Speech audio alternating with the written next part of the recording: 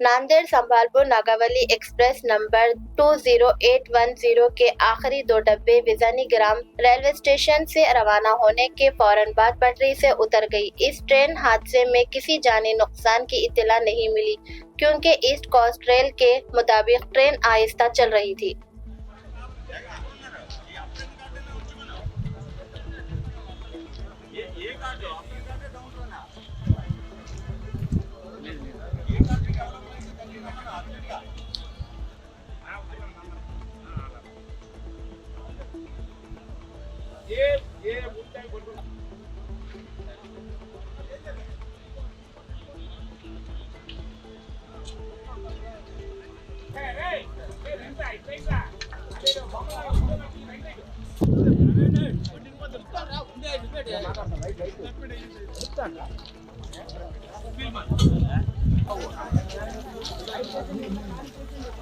బాబు దూరం వెళ్ళండి ఏమన్నా బొప్పలు తగిలింది కదా